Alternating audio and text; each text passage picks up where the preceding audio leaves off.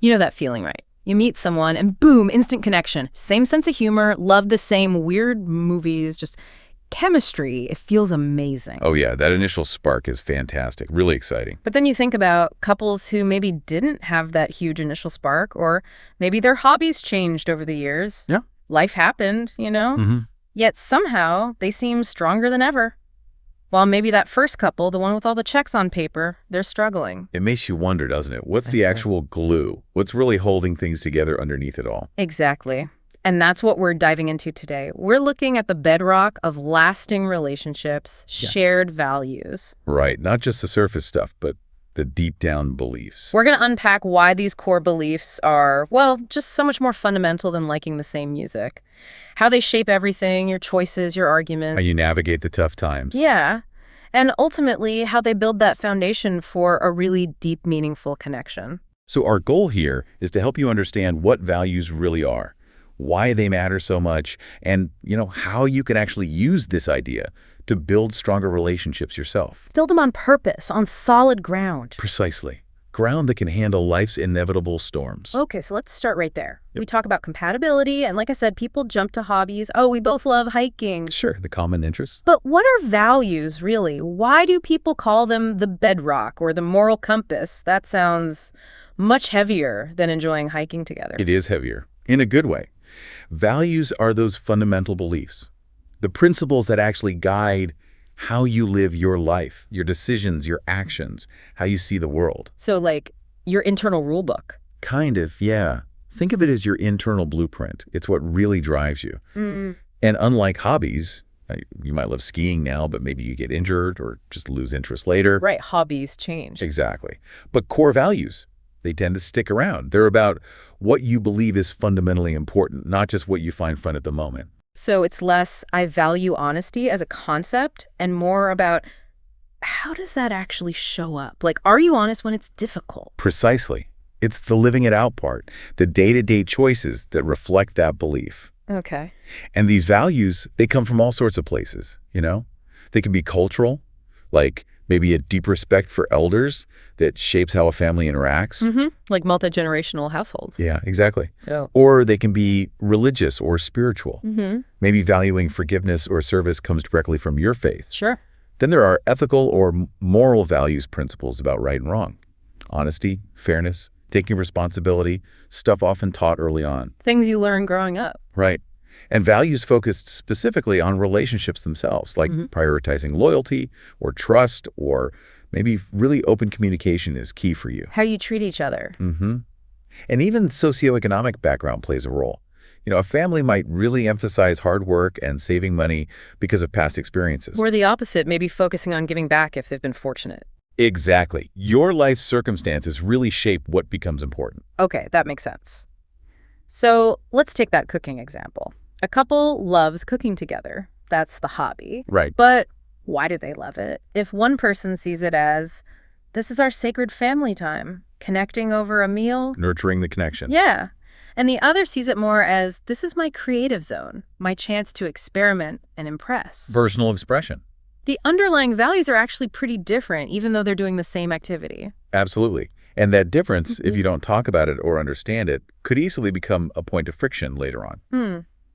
It's the why behind the what. That's a great way to put it. The why is the value. Okay, so understanding the what values are is crucial. But now, the really interesting part. How do these invisible guides actually, make a relationship stronger? What are the concrete benefits when values line up? This is where it gets really powerful. When you share core values, it's like you're speaking the same unspoken language about life. It creates this common framework, a roadmap almost. And the benefits are huge. Okay, like what? Give us the big ones. Well, one of the biggest, and maybe slightly surprising, is simplified decision-making. Think about it. When you both deeply value, say, family time, the decision about whether to stay late at work versus being home for dinner becomes clearer. Less of a battle each time. Right. The shared value provides the answer, or at least points strongly in one direction. It cuts down on conflict and mental energy spent arguing about priorities. Some research even shows couples with aligned values make big decisions, like financial ones, much faster and with less stress. Wow, okay. That alone sounds worth it. less arguing about money or where to go on vacation. Definitely. And it flows right into the next benefit. Constructive conflict resolution. Look, disagreements happen. That's normal. Oh, yeah. But when you understand the value driving your partner's perspective, maybe they value security, which is why they're hesitant about a risky career move.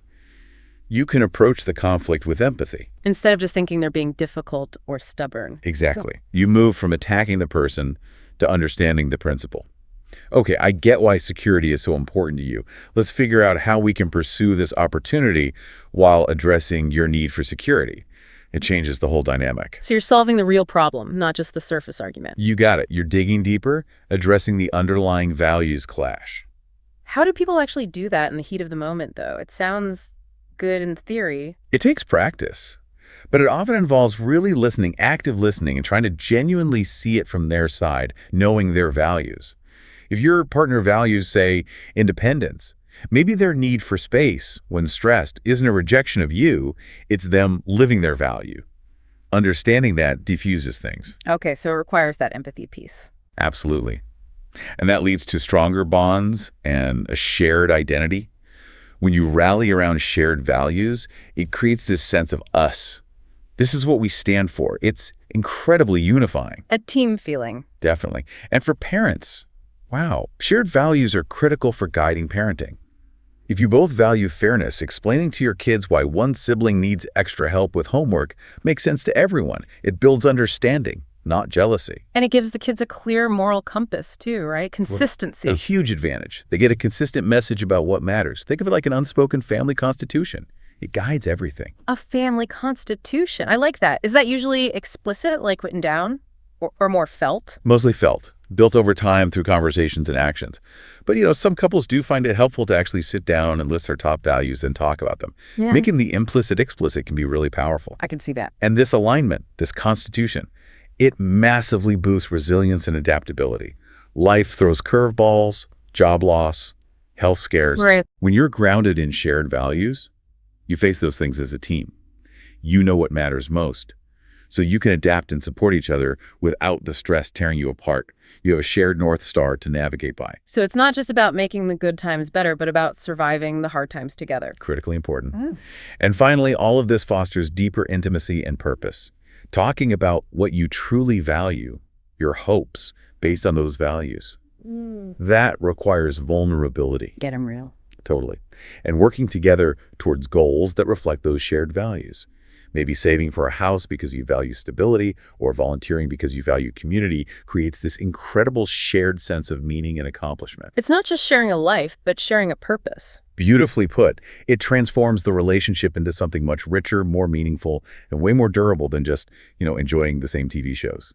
Okay, I'm sold. Shared values are clearly crucial, but how do you figure out your own? It sounds simple, but maybe it isn't. And then how do you talk about this stuff with your partner without it feeling like a job interview or an interrogation? Right. It can feel daunting, Mm-hmm. but it doesn't have to be. The first step, absolutely, is looking inward.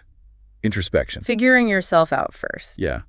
Ask yourself, what's genuinely important to me? Not what I think should be important, but what truly resonates. What principles do I try to live by, even subconsciously? What are my non-negotiables? Exactly. What lines won't you cross? What makes you feel proud? Or conversely, what makes you feel really uncomfortable or out of sync? Like, if saving money consistently makes you feel secure and good, maybe financial security is a core value. It's about uncovering your authentic blueprint. Okay, so do some self-reflection. Then what? How do you bring it up? Especially if you're just starting to date someone. Then comes the conversation part. And it needs to be open and honest, but it doesn't have to be this big formal, let's discuss our values summit. Please no. Right. It's more about weaving it into your conversations naturally. Share stories. Talk about why certain things matter to you, maybe linking it to an experience. Seeing my parents volunteer really shaped my views on community, that kind of thing. So sharing the why again? Yes. And listen to their stories too. And remember, it's an ongoing dialogue. Values can evolve as you grow. Now, with someone new, you don't want to hit them with a values checklist on day 1. Definitely not. But maybe by date 4 or 5, as things get a bit more serious, you can start asking slightly more direct, but still conversational questions. Like what? You could ask about their relationship with their family, their career ambitions. What does financial freedom look like to them? What role, if any, does faith or spirituality play in their life? Things that naturally come up as you get to know someone. Exactly. But crucially, pay attention to how they respond and how they act in general. How do they handle stress, disagreements? Do they blame others? Do they own their mistakes? Are they kind to service staff? Actions speaking louder than words. Always. Someone mentioned looking for similar attitudes towards money, wanting kids or not, aligning political or social views, and wanting to keep learning.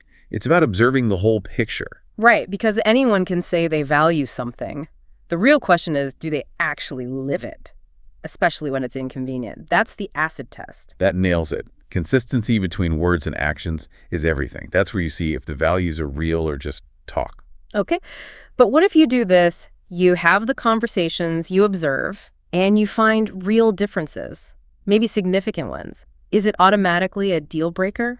Relationship doomed? No, absolutely not doomed. That's a huge misconception. It's perfectly normal, even healthy, to have some differing values. Think about it. If you were identical, where's the growth? Good point. Things could get boring. Right. Differences can bring new perspectives, challenge you, help you both grow. The key isn't having differences, it's how you navigate them. Okay, so how do you do that? First, find the common ground. Even with differences, there will almost certainly be values you do share. Maybe you both value loyalty or family or personal growth, even if you approach other things differently. Yeah. Focus on that shared foundation. Build on what you agree on. Exactly.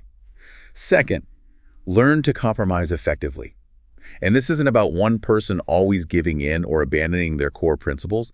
It's about finding creative solutions, a middle ground that respects both perspectives and serves the bigger goal, the health of the relationship. It requires flexibility. And mutual respect, I imagine. Hugely important. Yeah.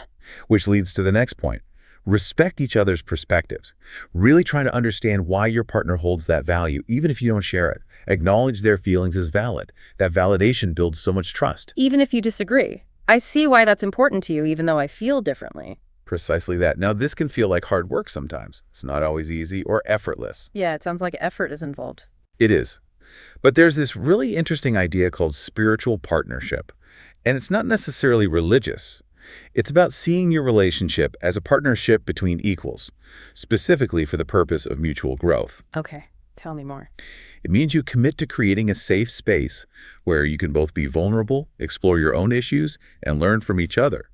Instead of blaming your partner for irritating you, you look inward. Like Carl Jung said, everything that irritates us about others can lead us to an understanding of ourselves. Wow. So when your partner pushes your buttons, it's actually an opportunity to learn about yourself. Exactly. It reframes the whole thing. The relationship becomes a catalyst for self-discovery and shared growth. You're not trying to fix the other person.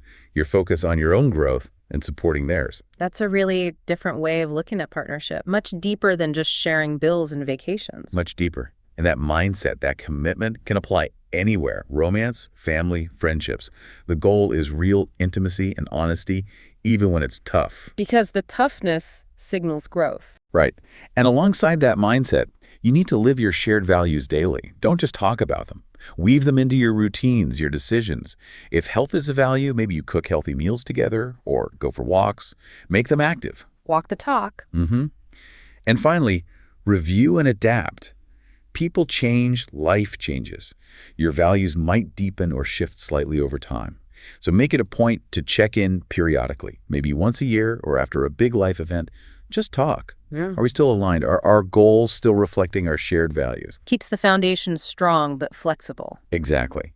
It ensures the relationship evolves with you, not away from you. So bringing this all together, Yeah. what's the big takeaway? It seems like building a relationship on shared values isn't just a nice idea. Not at all. It's fundamental. It's about having these guiding principles that genuinely help you make decisions, handle conflicts better, get through tough times as a team. And build something really deep and resilient. It's about knowing your own blueprint, really understanding your partners, and then consciously building a life together where those blueprints align as much as possible. It creates that shared journey, that shared purpose we talked about. Not just existing together, but moving forward together with intention. So here's something to think about. If your values truly are the blueprint for your life, No. how clearly have you actually shared that blueprint with the people who matter most? And on the flip side, how well do you truly understand theirs? What might change if you took the time to really explore that together? We really encourage you to think about your own values, maybe start some of these conversations, see what happens. You might be surprised by the depth and strength it brings to your connections. Thanks so much for joining us for this deep dive. Until next time, keep exploring, keep learning. And keep building those strong foundations.